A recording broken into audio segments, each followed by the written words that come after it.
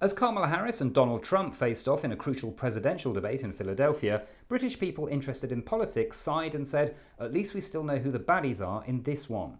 Our tough choices, grim news, and at least we don't have him correspondent Jonathan Goodenough has more. Yes, that's right. As the reality of Labour being in government sets in, centre-leftish people across the UK have put out a statement saying that they've decided to focus on American politics for a bit. Oh look, there's Taylor Swift with a cat. Have they completely given up on British politics? Not quite, but the arguments over the winter fuel payments have certainly left many people facing tough decisions. Such as? Well, do they accept that cutting this benefit is one way of clawing back some money from richer pensioners to help fill a financial hole left by the previous government?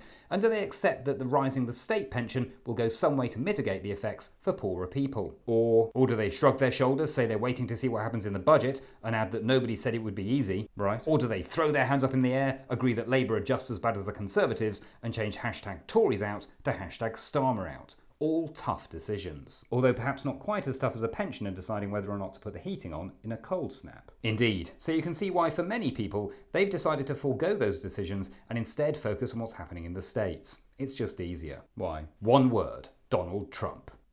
He's just so obviously loathsome that they can comfortably cheer for the other side. So obviously loathsome that the race is still neck and neck. Yes, that's also an advantage. They can roll their eyes about those crazy Americans and the dangers of the Electoral College to their heart's content, whilst not having to think about things like the royal prerogative or the House of Lords. Did they watch the full debate live? Unlikely, as it was on well after bedtime for all but the most committed fan of Pod Save America, but they will have chuckled at the social media clips afterwards, especially the one about immigrants eating dogs. And will the debate make much of an impact? Well, Kamala Harris clearly had a better night, as evidenced by the fact that Trump has said he will not debate her again. But will it have an effect on the polls? Who knows? After all, we are talking about those crazy Americans. So what will these British people do after November? Well, then there's bound to be an election in France featuring the far right, and it's also easy to know who the baddies are in that one. Next up, as the government introduces a bill to end no-fault evictions, we speak to a Tory MP and landlord who says that he considers voting Labour to be a big fault.